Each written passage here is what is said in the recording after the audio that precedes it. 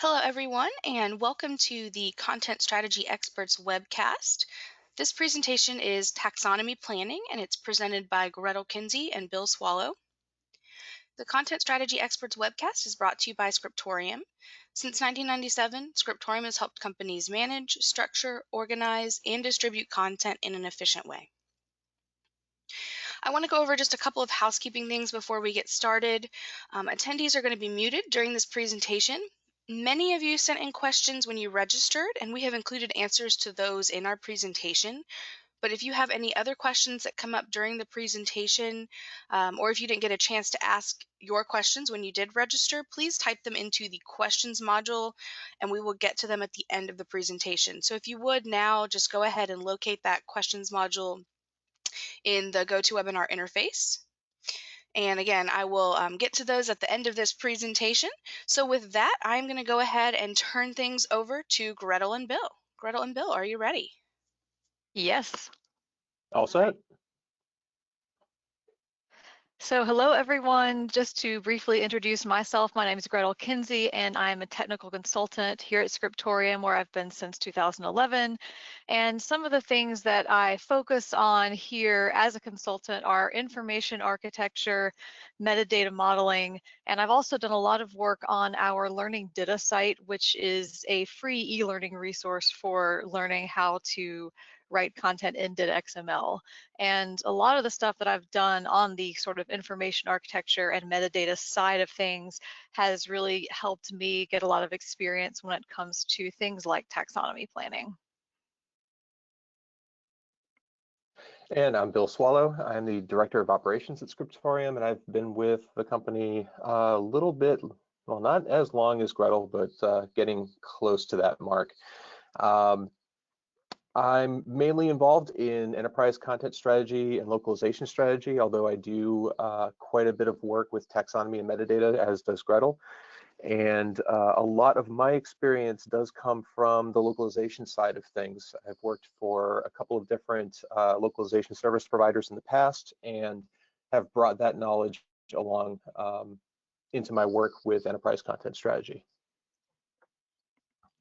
So we want to kick things off with going through sort of an introduction and some general information about taxonomy.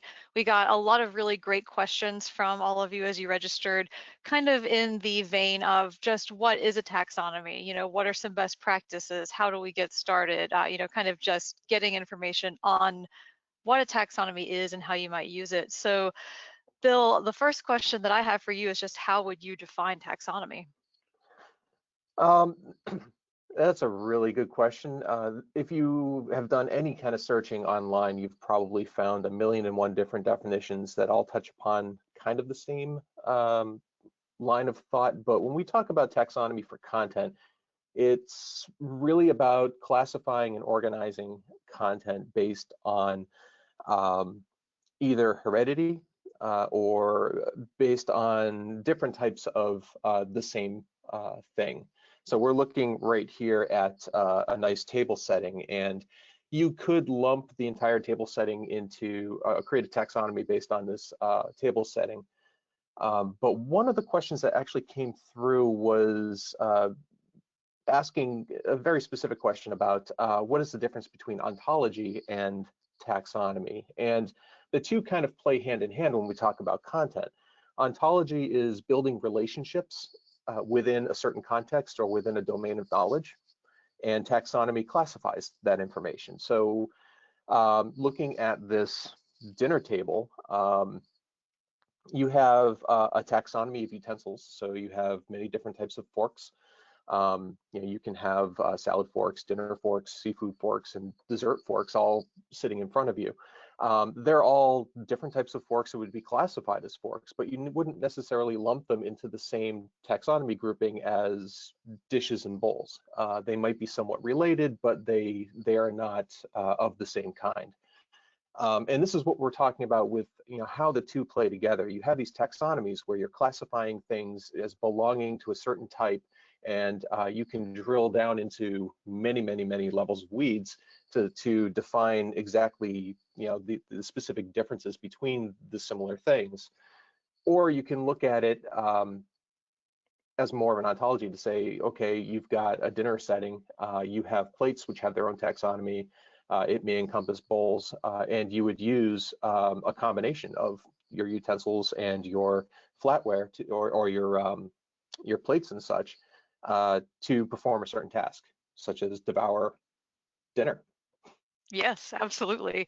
And we see a lot of practical application of this sort of thing every day, I think, as content consumers and content creators. And so from the consumer side of things, anytime that you are doing some sort of online shopping where you are considering different products to buy, there is some sort of a taxonomy driving that from the back end that allows you to sort through the information that you're finding based on whatever might be helpful for you to get what you need, whether that is particular product features, whether it is things like when a certain product line came into being versus kind of different generations of the same product line, whether it's kind of comparing different products against each other or different kind of groupings of products against each other. There are all kinds of ways for you to sort through the information that you would get about those products so that you can make the most informed decision about what you're buying. And so the implication of that on the content creator side is that when you are documenting all the different products that you have and putting out what information your customers might need, you have to really think about, not just what are we going to say about these products, but how are we going to organize and classify that information so that users can filter through it, sort through it, search it, and find exactly what information that they need at the right time so that they can accomplish their goals, whether it's, buying a product, using a product, or kind of both of those things. So I want to move on from here to the question, or I guess I should say several questions, because we had a lot about this too, but how do you get started? So if you are that content creator and you are planning and setting up your taxonomy, what are the kinds of considerations that you need to keep in mind? Mm-hmm. And I think that the very first question to ask is, why do you need it? Most people don't, walk around going, I could really use a taxonomy. So there really has to be a purpose behind it. And what are you trying to do with this? What problems are you trying to solve? And, from that point, you start diving into, a few different areas, and one of which is definitely scope, because, just like a tree, your taxonomy can branch out seemingly forever. Fork after fork after fork, going out and drilling down not only up into the clouds, but also down into the soil. So you really have to figure out what the full scope is that you're intending to look at. Is your taxonomy, does it need to be a company-wide focus? Is it limited only to one or few departments? Is it limited just to products? Is it limited just to the web interface? Do other people need their own specific taxonomies?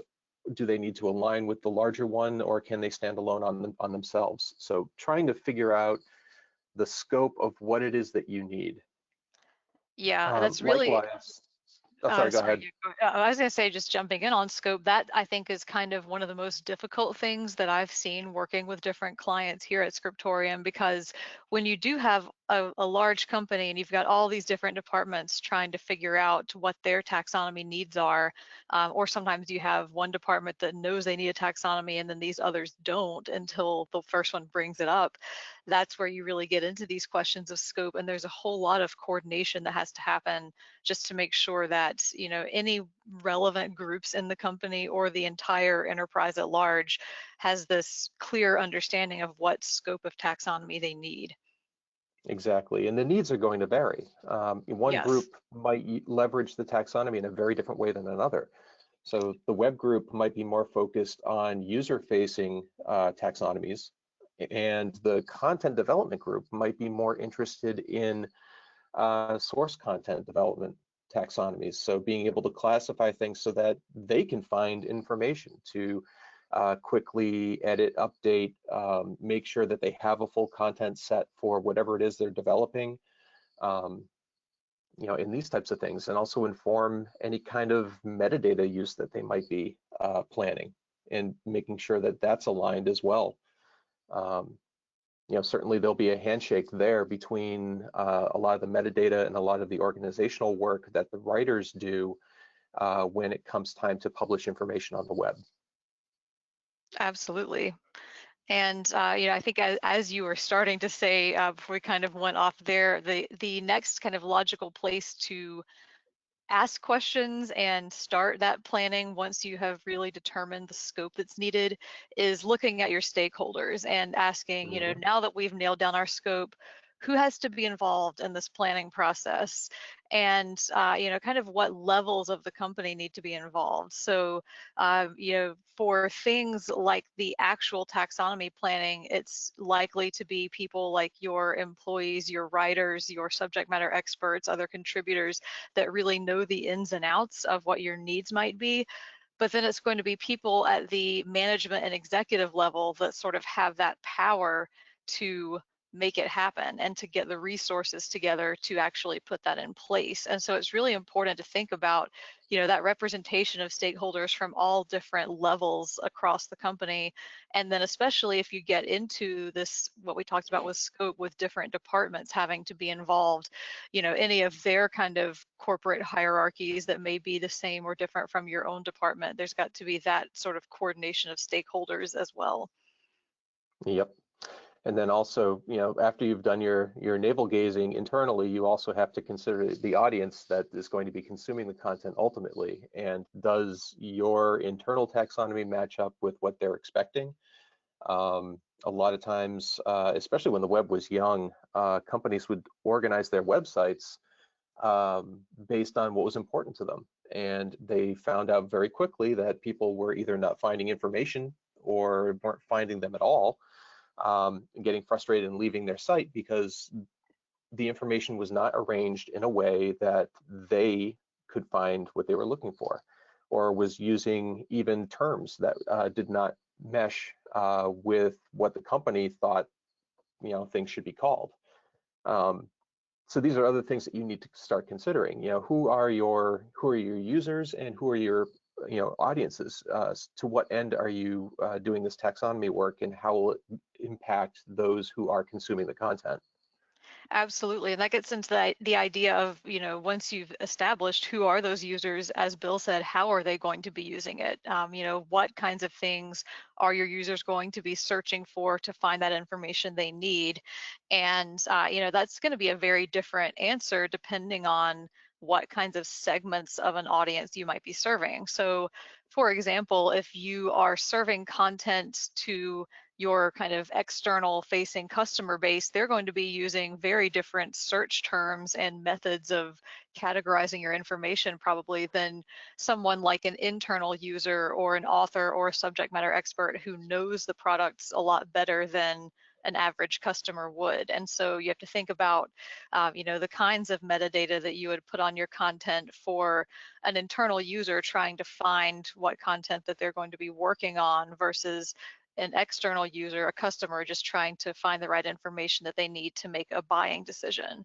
And so that's a really important place too, where I think it's necessary to plan and gather metrics from your external audience. Because when you've got your internal audience, it's a lot easier, I think, to kind of have an understanding of what's needed. But when you are trying to figure out what a customer needs, as you mentioned, Bill, just kind of guessing or organizing things based on what's important to you as a company is not usually going to align with that. So it's really important to put things in place where you can get user feedback, user metrics, information from your target audience on how they need to find information, what they're looking for, how they're searching for it, so that you can actually serve up what they need. Mm-hmm. And I think the final thing to really focus on when starting with the taxonomy is to never start with a blank slate, because chances are somebody has done something already to Yes. kind of wrap their own brain around things at your company or the products that you have and so forth. Chances are someone has a taxonomy. More times than not, it's a web team. Because they have to organize and classify this information in order to put it online in the correct place. It's usually a good place to start. it may not necessarily be the correct organization of things that you need. Again, it goes back to what the purpose is for yours, but especially if you are doing something that's more company-wide, you do want to start with what people have already done and acknowledge where the taxonomies are coming from, and being able to draw associations between them, and see how well they mesh together and where they diverge and need to be corrected. But you definitely want, I mean, it's not a small task to build something like this out. So wherever you can leverage what's already been done is going to save you a lot of time and a lot of negotiation with other groups. Absolutely. Find those resources, and even if it's not a kind of a formalized taxonomy, there is likely still something there that has been used, that has been driving, the kinds of user searches that you've been doing in the past. And so that is the best place to start. And that can often, as Bill mentioned, sort of resolve arguments. A lot of times departments will go, well, my particular way of classifying this information is definitely the best because of this. And if you've got that proof that, maybe this one department, because it's been the most closely linked with what customers are doing, if you've got that evidence, then that kind of helps resolve that argument, because it says, okay, well, customers are used to this set of terms, so that means these other departments should look at how to align with that. So I want to move on, I think, from this point of where do we get started to really kind of get into some of the nuts and bolts of planning and gathering information. And we had a lot of really great questions from all of you on this as well. And the first one that I want to put to you, Bill, is how do you make sure your taxonomy is scalable and future-proof? Um, Which is a well, very loaded scalable, question. it is a loaded question. We'll address the future proof first. Nothing is ever future proof, and nor should it be. Things are going to change. Your company's direction, the services that you provide, the products that you produce, they're always going to change. So being able to say it's future proof would be fine and good if your company never plans to change the way it's working, other than just putting out new models or putting out new associated services. But more times than not, things are going to change, and you need to be able to account for those change, which is where scalability comes into play. Being able to grow new branches and reseed some as needed.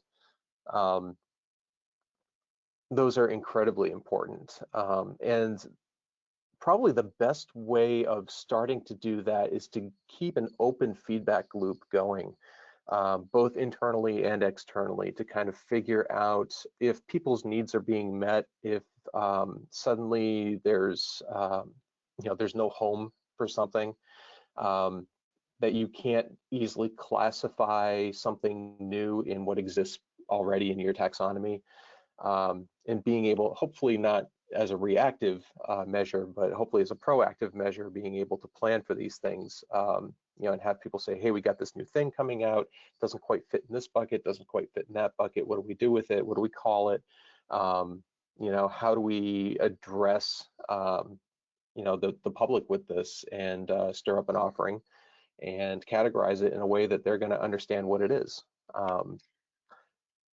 It's there's nothing that's ever future-proof, but hopefully you can start classifying things a little bit more carefully, and being able to identify where these new shoots are going to start rising up from, and how they might diverge over time. Absolutely. And I think to kind of address the scalability part of that question too, one thing that I've seen really work pretty well with organizations who maybe have not had sort of a formalized taxonomy or have paid attention to putting a taxonomy in place before, but they really want to start doing that now and make it scalable, is they often start small and start with maybe one product line or in one department, and then think about how they're going to make sure that scales up. So, one example that I can think of is the company that I've worked with. that said, okay, this is our kind of flagship main product line, and we're going to develop metadata for all of the content around that product line, knowing that we have 3 or 4 other product lines in the works that will be released in the next 2 years that kind of mimic the structure of the way this product is being delivered. And so looking for kind of that, that proof of concept or that pilot, it works not just for kind of general content strategy, but for something like a taxonomy as well. And you can kind of leverage the way that you plan for that one piece and say, okay, we know that we have this product over here. We know there are going to be similar products, or maybe it's going to evolve into a larger product line. So if we start with taxonomy planning there, then we can think about how to scale that up, knowing that that growth is coming. Mm-hmm. And yeah, again, a taxonomy is simply one tool of classifying the information. So you may have a couple of other things going on. We spoke about ontologies earlier and being able to draw those associations between different things, in order to put together or create a complete context. One easy way to do that is to look at, some information that you're putting out for a product. You might have some conceptual information about a product. You might have some instructions in there, certainly some, different types of reference material and training material and so forth. And these all, stem from different types of content. So they're, within your taxonomy, they're classified differently, but they are collectively related in order to paint a complete picture about whatever it is you're writing about.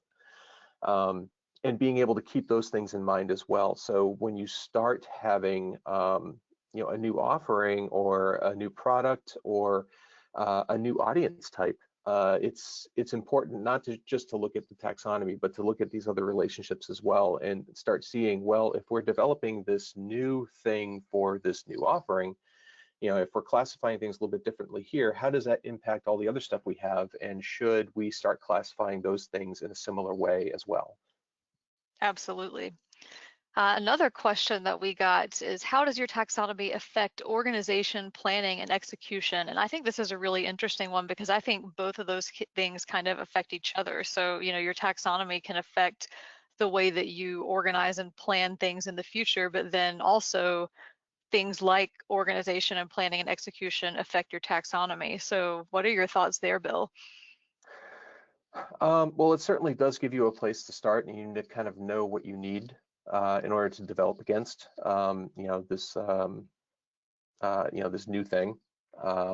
So, you already know that, let's say you're putting out a new model of, I don't know, some device, and it's based on, an existing device, but has some new features, is missing a few others and serves a slightly different purpose or serves multiple new purposes. You can already classify a lot of that information by, studying your taxonomy and figuring out where it's going to fit. And from that, it can inform a lot of the different needs you have around your content, and you can begin to develop a plan for being able to provide all of the different pieces of information that need to go with this new device. Mm-hmm. Another question, and a couple of these are kind of getting into some more specifics as well, so this is kind of fun. So we got a question of how to design classifications for topics that may cross multiple categories. Are hierarchies of classes a good way to go? And this one's really interesting too, because I've kind of seen this in action with having sort of these categories and subcategories of information, and how that can really both make content more organized and easier to find, but can also add some complexity to the way that it has to be searched. So, Mm-hmm. so that's I think the biggest thing to think about is, if you've got, sort of information that crosses multiple categories, or that fits in multiple categories, or that maybe it fits in sort of a large hierarchy, to think about, the cost benefit analysis, if you will, of the complexity of that and how that affects the end user's ability to find information, versus truly categorizing it as it should be, and not having it where it's such a kind of a loose taxonomy structure that nobody can find anything. Right, but also these complexities can also change how you're leveraging your taxonomy in order to implement solutions for your audience as well. So, in this case, maybe it is, it's classified in a very specific way, but the taxonomy also drives a level of complexity in the metadata that is relatively easy to implement and manage, but kind of solves a few different problems on the publishing side, particularly when it comes to faceted search, for example. Mm-hmm. One other question that we got, which I think is really interesting because I've seen this one in action at a couple of different companies, and that is about how to establish or plan for taxonomy across multiple products that use different terminology and strategies for different audiences and groups. And that's actually something that for about the past year or so that I've been helping with one of our clients to kind of look at this exact problem, especially with the issue of different terminology across different products and different departments. And I think that's kind of a common thing that can happen, especially if you've got an organization where maybe there's not a lot of great communication among the different departments. And so in this particular case that I've seen, the problem they're facing is that, for example, they've got the group that develops the products and they've kind of got their own terminology around different product features and, ways that they write about the product. You've also got a group of trainers, and so that's both in-person and web-based trainers who write about how to use the product, and sometimes even between kind of the two different, the in-person and the online training materials, there are some different pieces of terminology that pop up for the same feature or the same action that you can perform with the product. And then you get into other departments like marketing. They've got different terms that they're using for features that are focused on using that as a selling point. And then you've got, things like legal that have their own set of terminology as well. And so the problem that they've started to encounter is that when the internal users of this content, so people at the organization who are, contributing and creating new content and trying to put together all these new materials, are having a hard time communicating about a certain feature because somebody over here in marketing is calling it one thing and somebody over in training is calling it something else. And so now they're faced with this issue of, we want to align our terminology across the entire organization, but at the same time we understand that there are some reasons why certain features might be presented in different ways to different audiences, and that may sometimes involve different terminology. And so, Bill, have you seen anything kind of similar to this, and have any possible solutions or ideas in mind for how you might address it? I've seen it to a degree, yeah, and I've especially seen it with regard to terminology when it comes to localized products, Mm-hmm. particularly when we're talking about products that not only vary based on where they're going, but the different languages that are being that all the content is being translated into, and that sometimes the terminology that you're using can either overlap or diverge from what was originally intended, which makes perfect sense to the person reading it in their native language, but doesn't necessarily follow the same, the literal translation, I guess, is what would diverge from what was being used internally on the source side. And also, being able to look at the different configurations of different products when it comes to a more global audiences. You might have very different configurations for the exact same product based on different environmental factors. It could come right down to being able to classify things based on the type of power supply it has.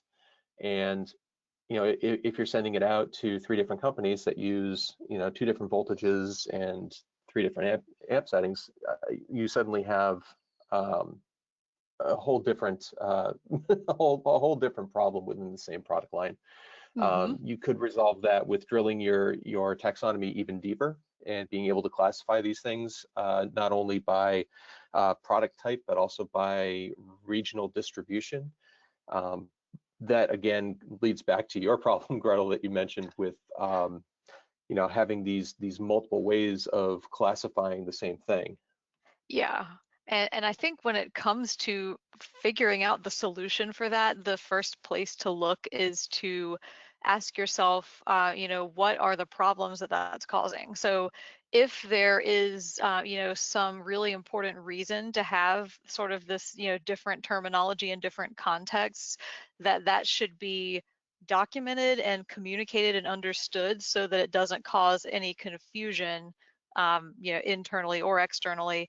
And then, second, if there is no real reason for it, it's just something that's grown out of different groups not really coordinating together, then that points at this idea of, okay, well, maybe now we need a solution where we all come together and decide what are the consistent, pieces of terminology going to be, and how do we determine that? And I think that gets back to what we were kind of talking about previously, Bill, when it comes to getting that feedback and those metrics from Mhm. how people are using your information, that that's going to kind of give you the path ahead to saying, well, training calls this feature this, and then marketing calls it this other thing, and tech pubs calls it yet this other thing.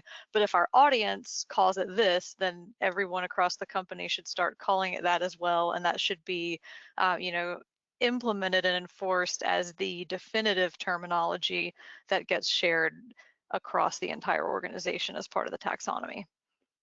Mhm. And of course, in managing a lot of these things, what we see happen in some cases, especially with very large companies, is that you end up having a taxonomy of taxonomies. Yes.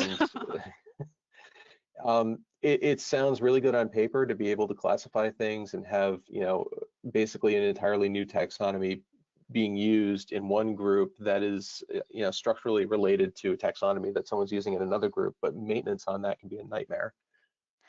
And I think that's actually a good segue into the next topic that we want to talk about, which is governance and maintenance of taxonomy. Because, as you said, that can be a nightmare, or it can just be, a challenge, depending on somewhere in that scale of challenge to nightmare, depending on, what you're up against, and kind of how you got to that point of building your taxonomy and how you're going to manage it. And so I think, one thing that's important to talk about is considerations and things to ask yourself internally as a company about how do you manage the implementation and use of your taxonomy once you've got it defined and set up. Mhm. And in this case, it's not the same as, just letting a tree grow and letting it Absolutely. letting it grow as it needs to. Yeah, you do need to be there pruning the branches as as things happen and allowing other ones to grow. Um, and getting your hands around that, the first thing is you have to start looking at who's going to be responsible for maintaining this thing. Do they have, is it a specific role in your company? Is it a person with a side responsibility? It kind of makes, it kind of depends on how big of an organization you have and how much bandwidth you have to manage the taxonomy.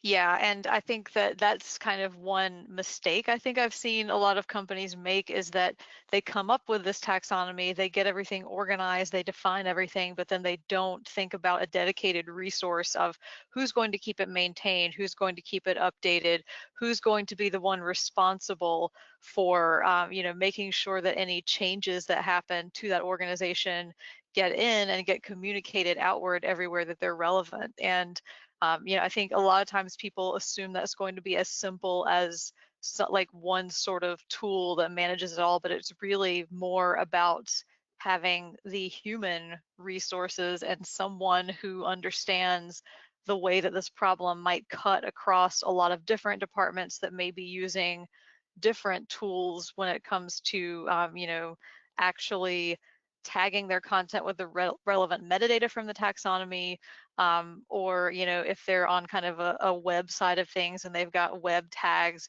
making sure that everything is consistent across the board is something that requires dedicated resources and people to constantly Mhm. be kind of keeping an eye on it and maintaining it and communicating that information to everybody so that everyone across the organization is on the same page. Absolutely. I mean, the one thing you don't want to do is invest all the time and energy in putting one together, putting it up on a shared server and have everyone clap and look how pretty it is, and then forget about it for 6, 8, 12 months. Yeah, and then Because a things lot can just kind change of in that time. grow. Yeah, things grow back into those branches we talked about start growing off on their own, and nobody's pruning them. So it really can just kind of take you right back to whatever disorganized state you might have been in before you put a taxonomy in place. Hmm. Yeah, and you need to also have you have to have some processes built in there. So not only who is maintaining it, but how are changes or change requests for this taxonomy coming in, and having a process for that so that what group requested it for what purpose, what does it impact, and you can start cataloging all these things before you even start going in and tweaking things in the taxonomy. Because a change that you make could affect how another group needs to use information. Particularly if you have some content authors doing some fairly rigorous structured content authoring, and suddenly someone someone from another unrelated group requests a change, it could upend the entire way you're producing content. So there needs to be a gatekeeper there, and there needs to be, not only a process for requests, but there needs to be documentation around it to understand, why a decision was made, why a change was requested, and what impact that has on all the groups that use the taxonomy. Absolutely. And that gets, when it comes to kind of planning for that and making sure you can do it, it's important to think about the fact that, all these different people and groups will be using it, and that there are going to be limitations based on each group's tool set and processes for how that taxonomy can be applied, how it can be deployed, where it can be deployed, how it can be used. And so that's why it's important to have that kind of built-in, sort of chain of command as far as how to make a change. Because as you said, if there is no, responsible party there to make sure that those changes go through in a way that works for everybody, then somebody might make a change over here, but because of the way another group's tools are set up or the way their processes are set up, it could break something unintentionally. And so it really is important, to think about that and plan for it, and then have all of your guidelines and your governance around those updates based on those limitations and features that each different department has with their process. Hmm. And actually, that's a good segue into the next area It we wanted really to talk is. about, because we got some good questions around this as well, and that's spanning silos and handling any kind of corporate mergers. And what do you do with the taxonomy in that case? Yeah, and we've seen this play out quite a bit, I think, with different clients we've worked with. This actually, the idea of spanning silos or handling mergers, or in some cases both things, tend to be a big driving force behind things like overhauling your content strategy, putting a new and improved taxonomy in place. And so this is kind of a very common driver for this exact issue. And we had a question about this, that says, we are revisiting existing taxonomy due to a merger with another company. Any tips on creating a single unified taxonomy? The easy answer for that would be, use whichever company won in the merger. But that doesn't necessarily work in implementation. Right. Yeah, it's a good time to kind of sit down and I'm thinking visually here with like tracing paper and being able to overlay one company's taxonomy onto another one and seeing exactly what kind of a mess you're going to have to work with. Hmm. Um, it'll probably be pretty daunting. But the best way is to start looking at, well, first of all, letting the merger drive the the shift in the taxonomy itself. So why was there a merger, and for what purpose? You know, is it that you want to combine offerings into a single solution? Is it that you wanted to just expand product offerings or service offerings? You know, letting that reason kind of guide how you're going to go about merging and modifying these taxonomies, because it's not going to be as easy as, you know, company A's taxonomy wins and company B just has to make it fit. Right. Which sometimes happens, but a lot of times, you know, there are, you know, as we mentioned all throughout this this webcast so far, you know, there are many different areas that are touched by a taxonomy and that depend on a taxonomy to get things done. And you need to kind of lift the covers on everything on both sides of the company and say, this is how we were working, this is how we were classifying things, this is the reason we were doing it that way, and these are the implications of changing it. And sitting down and really working through those rather difficult issues.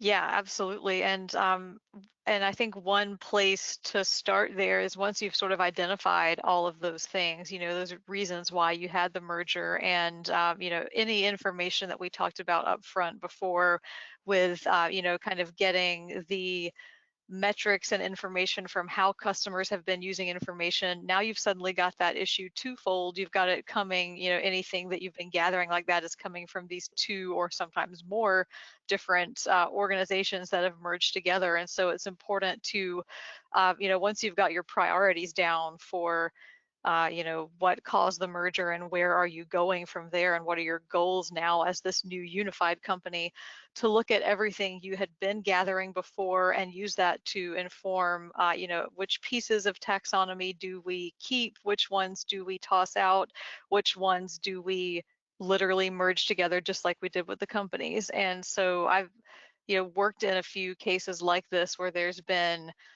you know, a fully fledged developed taxonomy from one company or one group, and then you may have something from an entirely different company, but there's a lot of similarity and overlap despite the fact that they were created completely separately. And so that's where you can look and say, okay, a company A and company B were both, you know, organizing this particular kind of information in a very similar way. There are a few differences here and there. Let's clean those up and bring them into alignment. But then you also look and you say, well, company A was classifying this other thing in a very different way than company B was. And, you know, do we take one or the other, or do we do some sort of a hybrid? And then, of course, there are issues where company A was addressing something that company B didn't even think of, and vice versa. And so it does take a lot of time and a lot of back and forth and collaboration and sometimes arguments, but it is really important to go through that exercise with everyone that is a stakeholder that's involved and say, you know, what are the kind of best and most useful pieces of our taxonomy to keep from whatever different companies came together. Hmm. Yeah, in that case, you do have to embrace the conflict because it's the only way you're going to get through it. Yes, absolutely. And that applies not just for mergers, but for spanning silos as well. And Hmm. you know, there are a lot of considerations there too, and they're kind of similar in a way, because you know, even if you still got one company, that doesn't necessarily mean that your taxonomy is unified, especially if you do have this problem that I sort of described earlier, where different departments don't talk to each other. They work in these very closed off silos, and there's no open communication, and they've kind of homegrown their own content solutions and taxonomies to go along with that. And so it's important to you know, address things like, you know, what tools and processes that each different department or silo was using. um, you know, what solutions do they offer for implementing and maintaining taxonomies? How are they similar? How are they different? Where are there conflicts?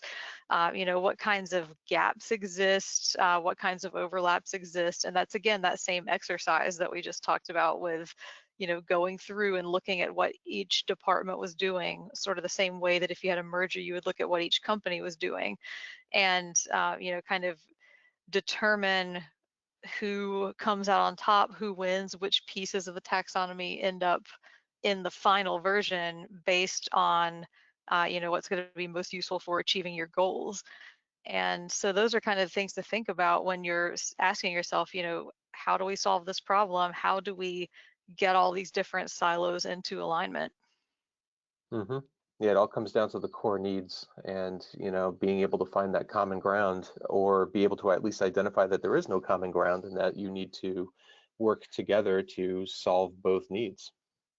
Yeah, and I think it's important to acknowledge here as well that this is something that takes time, and I've never seen this be accomplished overnight or even, in a week or a month. I've seen a company with this silo problem kind of chewing on the taxonomy question for over 2 years, just because it takes a long time to get different groups into alignment, and sometimes you have to take an approach of one group at a time.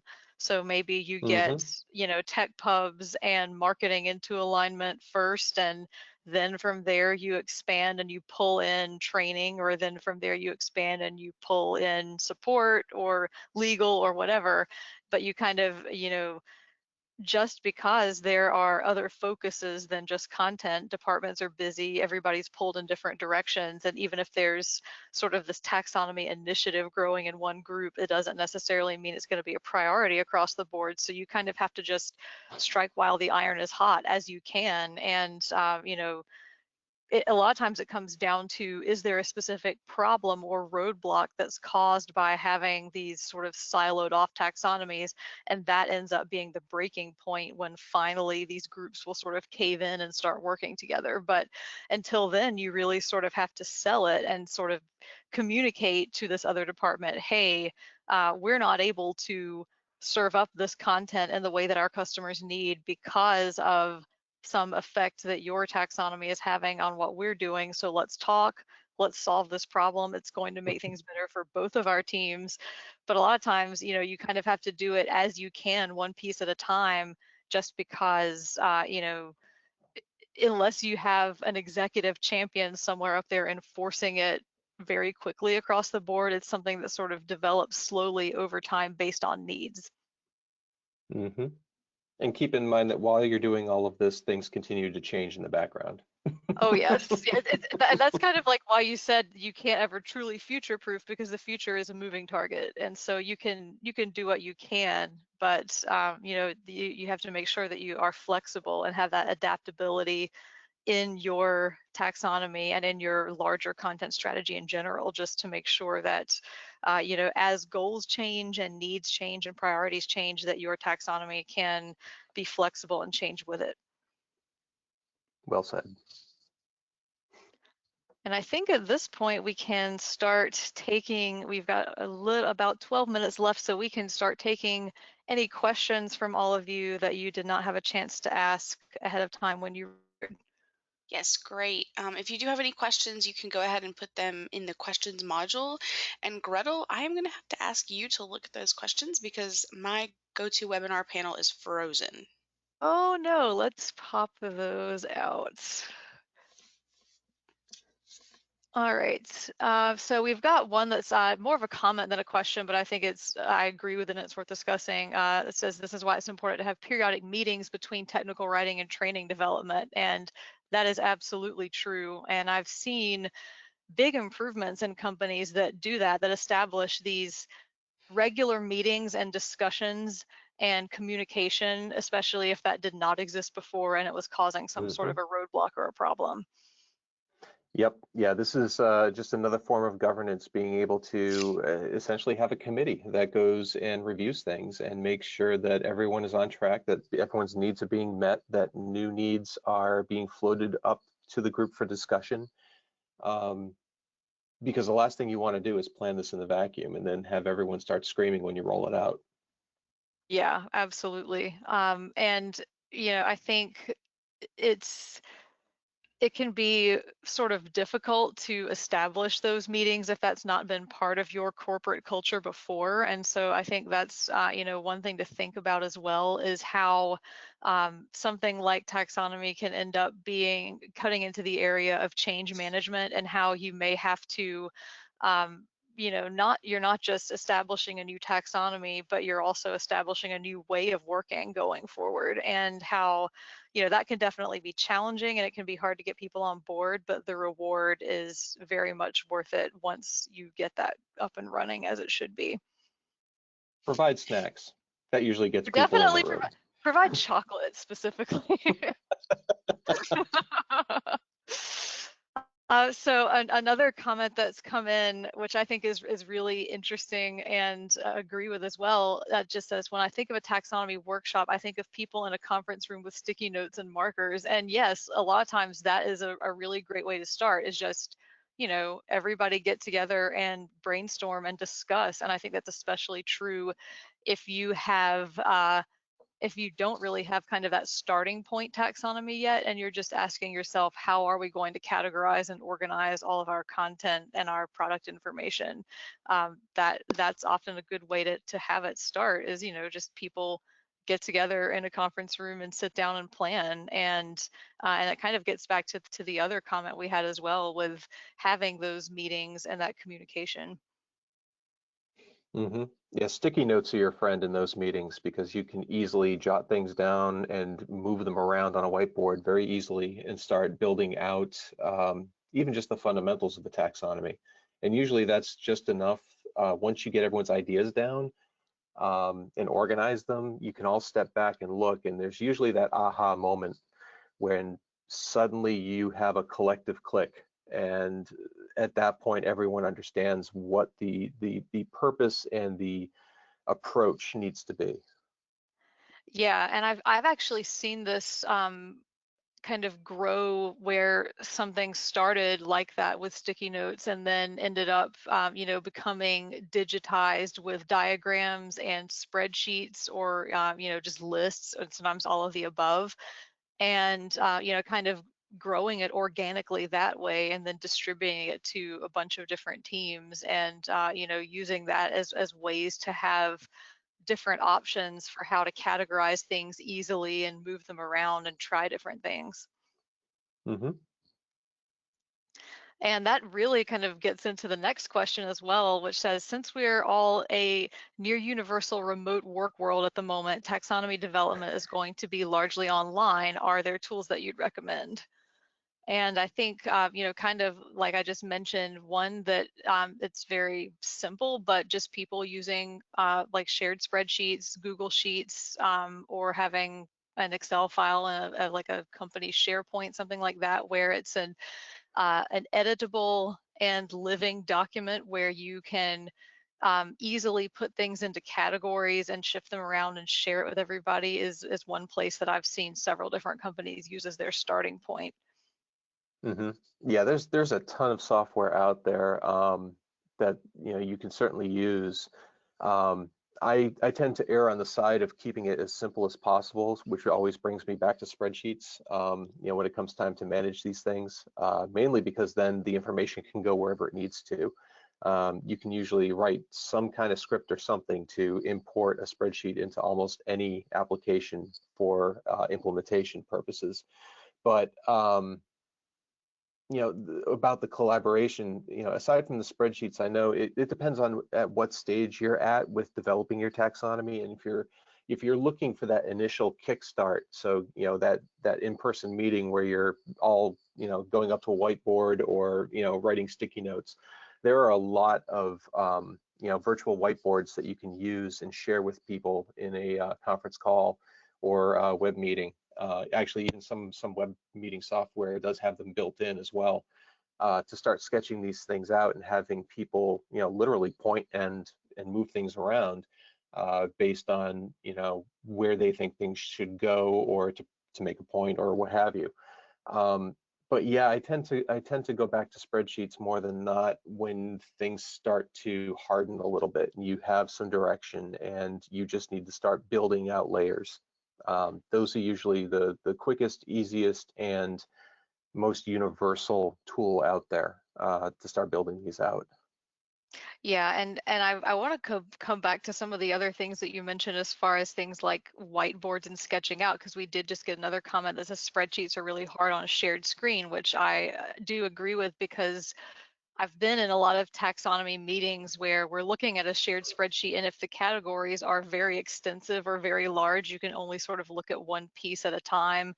And that does get difficult. And so that's where I think, some of these, especially as you're in the early planning stages and before things are really finalized, having something even more simple, something that's, kind of maybe more of a sketching or block building style tool, or something that kind of allows you to mimic a digital version of those sticky notes on a whiteboard that you would use if you were in person, is often a kind of a better way to start when it comes to sharing screens. And then kind of later, as things get more developed and you're using a spreadsheet, that can be something that you reference later, but isn't necessarily something that you're screen sharing with other folks. Because I do agree that's a little bit challenging with just screen real estate and size.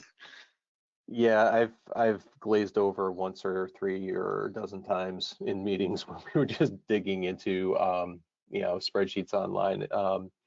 And yeah, they're really good though for making sure that everything gets captured appropriately.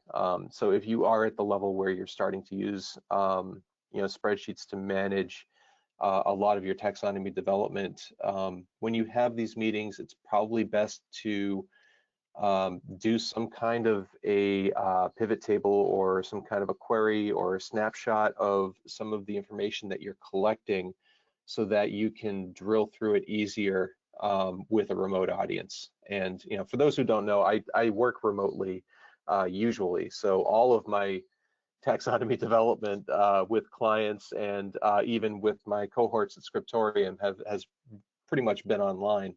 And I can understand the frustrations that come with drilling through a spreadsheet that's 50 columns wide by God knows how many thousands of layers deep.